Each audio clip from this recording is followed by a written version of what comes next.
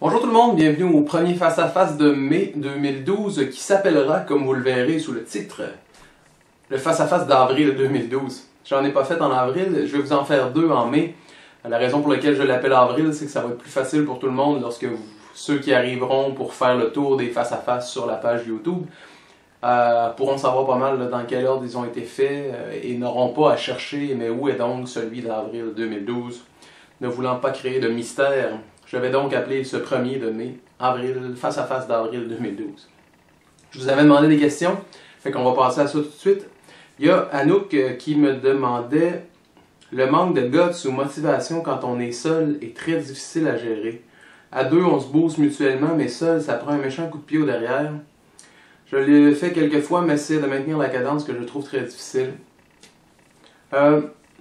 Sur ce, je vous dirais que c'est vrai que des fois, être deux, ça apporte quelque chose de plus. Ça apporte une motivation de plus. Cependant, une des affaires qui est très le fun de les faire tout seul, de se motiver tout seul, c'est... Je pense que quand on a fini, après, on est encore plus fier de l'avoir fait parce qu'on s'est donné le coup de pied nous-mêmes.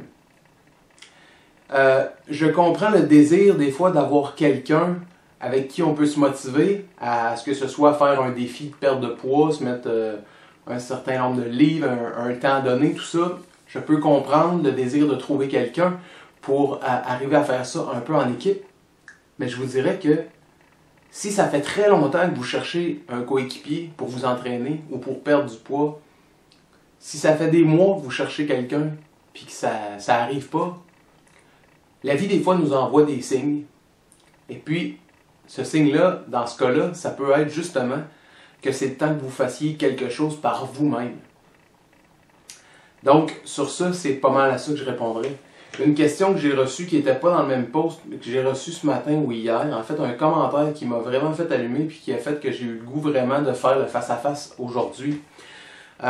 C'est un commentaire de Valérie Saint-Amand qui me dit « Comment avez-vous fait? » J'ai beau essayer de perdre 5 livres et je reprends tout. J'admire votre persévérance. Merci Valérie, mais je te dirais, dans ton commentaire, ce qui m'a marqué, c'est le « Comment avez-vous fait? » C'est au passé. Mais Valérie, la raison pour laquelle j'y suis arrivé, puis que je maintiens ma perte de poids et que je vis une vie nouvelle, c'est justement que c'est tous les jours. Je le fais tous les jours. S'il y a des journées où je ne m'entraîne pas, je fais plus attention un peu à ce que je mange. Mais en général, je m'entraîne plusieurs fois par semaine, des fois 2 fois dans la même journée. Donc, c'est pas une affaire d'un moment. C'est une affaire de chaque jour, modifier ses habitudes de vie, prendre un rythme de croisière. Puis je vous dirais maintenant, ça fait un peu plus de 2 ans que j'ai commencé ma perte de poids. Je vous dirais que tout ça devient un automatisme. Quand je me lève le matin, je sais quand je vais m'entraîner, je sais si je vais m'entraîner, j'essaie de penser un peu à ce que je vais manger comme lunch. Ça devient une habitude. Il ne faut pas lâcher. Il faut continuer tout le temps. Ça peut vous paraître terrible de penser tout le temps, mais non. Il faut continuer tout le temps. Puis à un moment donné, ça ne devient plus une privation ou ça ne devient plus quelque chose de difficile. Ça devient une habitude. C'est à force de répéter les mêmes gestes puis de répéter les mêmes comportements qu'on développe des habitudes. Donc, si on répète des comportements positifs, donc on développe des habitudes positives. Et ça donne des résultats. Maintenant, prochaine question. Est-ce que j'ai entendu parler des produits Visalus? Oui. J'ai une amie qui vend des produits Visalus, comme vous voulez. Qu'est-ce que j'en pense? Bien, j'ai pas beaucoup d'opinions parce que j'ai pas fait beaucoup de recherches. Ce que je sais de ce que moi j'ai vu, c'est que oui, Visalus, c'est des produits qui sont bien cotés au niveau de la santé. Ça, je l'ai vraiment lu là, en faisant des recherches.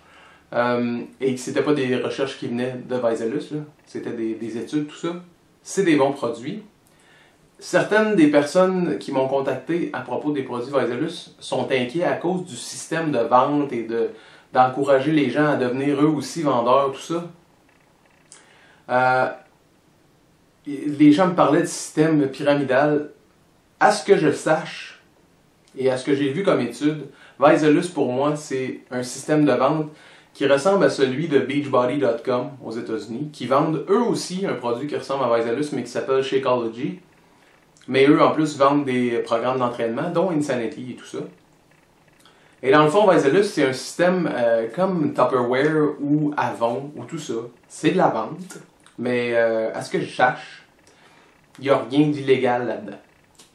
Donc, ce que j'ai vu, par exemple, c'est que les produits sont en général bien cotés sur différents sites. Donc, c'est mon opinion là-dessus. Je rentre pas beaucoup dans les détails parce que je connais pas trop le sujet plus que ça. Je vous ai donné les petites bribes d'informations que j'avais et mon feeling personnel, mais je vais en rester là.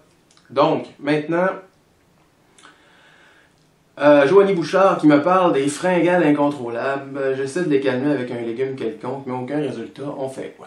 Premièrement, je l'ai répété souvent dans des face-à-face ou dans d'autres vidéos ou dans des rencontres.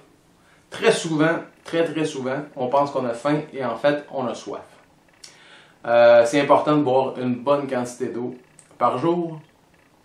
Il y a des normes selon CanFit Pro, les cours que j'ai pris. On parle de 2,8 litres pour les femmes, 3,8 pour les hommes. Écoutez, je vous dirais, là, déjà, si vous êtes capable de prendre 2 à 2,5 litres d'eau dans votre journée, c'est déjà plus que la majorité des gens. Et ça vient jouer sur votre appétit. Une autre chose qui vient jouer sur l'appétit, et oui, je l'ai découvert dernièrement dans un livre qui est très bon, d'ailleurs, je vous reviendrai sur ce livre-là bientôt. L'activité physique joue, en fait, sur les fringales. Et non, elle ne joue pas dans le sens où vous pensez. Non, on n'a pas nécessairement plus faim quand on s'entraîne. On a plus de besoins, mais on n'a pas nécessairement plus de faim ou plus de fringales. Je vous reviendrai plus en détail là-dessus, mais c'est un sujet super intéressant dont je vais parler éventuellement aussi. C'est important, je vous dirais, au niveau de l'eau, c'est très important. Puis au niveau des protéines, dans le fond, dans vos collations, vous devriez avoir des protéines. C'est très important. En fait, l'idéal, je sais qu'en général, on a tendance à manger 3 repas par jour. L'idéal, c'est 5 à 6 petits repas par jour. Si vous avez calculé que vous pourriez manger autour de 2400 calories, par exemple, vous seriez mieux de manger 6 fois 400 calories que de manger 3 fois 800 calories. Donc, ça, c'est des petites données de base, là. Mais c'est important les protéines, c'est important votre consommation d'eau aussi. Donc, maintenant, Mathieu Giraud qui me pose des questions sur les suppléments de protéines. Éventuellement, je vais commencer à en prendre parce que les quantités de protéines idéales dont on doit se nourrir dans une journée sont pas atteintes par tout le monde. Puis moi, je m'entraîne beaucoup là, je suis en préparation pour mon premier triathlon. Puis ça pourrait être très bon pour moi d'ajouter des protéines dans des shakes ou juste en rajouter dans mes yogourts, des choses comme ça. Donc, ce que j'en pense en fait, c'est que ça peut être une bonne option. Mais vous voyez, moi, ça fait déjà 2 ans que j'ai commencé à perdre de poids, j'en ai jamais pris. Et même quand je faisais Insanity, dans lequel il y avait quand même une bonne partie de musculation, beaucoup de push-up, tout ça, j'en ai pas pris. Mais je m'arrangeais pour en avoir un peu plus dans mes collations. Des choses comme ça, mais qui venaient de la nourriture. Donc, j'ai rien contre les suppléments de protéines. Mais je n'en consomme pas en ce moment. Mais ça va venir. À cause du niveau de cadence d'entraînement que je fais, je vais en ajouter éventuellement. Mais lancez-vous pas dans les... Ce qui est important, c'est de s'informer. Moi, c'est vraiment comme ça que j'ai commencé à m'intéresser, en fait, à c'est quoi une portion, à c'est quoi les protéines, tout ça. C'est vraiment s'intéresser, c'est vraiment de lire, c'est de devenir curieux par rapport à votre santé, puis c'est comme ça que vous allez trouver des réponses. J'aimerais ça avoir toutes les réponses et toutes vous les donner. Je ne les ai pas. Donc, je vous donne les informations que j'ai.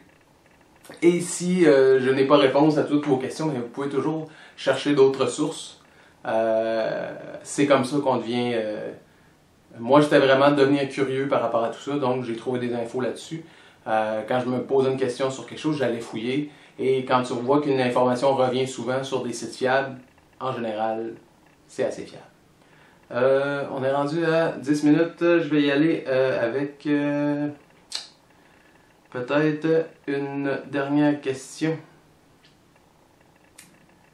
Comment bien s'organiser en lien avec la vie de famille? Mais je vais terminer avec ça parce que ça se peut que je prenne un peu de temps. Je comprends qu'avec des jeunes enfants, ça peut être difficile. Moi, mes enfants sont rendus à bientôt 6 ans et bientôt 13 ans. C'est beaucoup plus simple. Le grand peut garder si je sors courir une demi-heure. Donc, je peux comprendre qu'avec des enfants plus jeunes, ça peut être plus difficile. Moi, le conseil qu'il faut que je vous donne, là, que je trouve très important, c'est vos choix santé. Si vous avez vraiment l'impression profondément que vous avez besoin de faire attention à vous, puis de prendre du temps pour vous sentir mieux, et quand vous vous sentirez mieux, en plus, vous serez une meilleure personne, pas juste pour vous, mais pour ceux qui vous entourent. Si vous sentez que vous en avez profondément besoin, asseyez-vous avec votre conjoint, votre partenaire de vie, votre mari, votre femme, appelez-le comme vous voulez.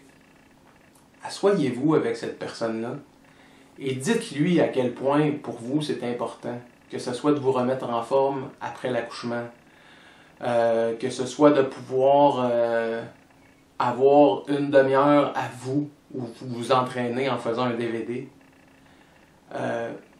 Essayez de mettre des balises puis de rentrer ça dans votre horaire.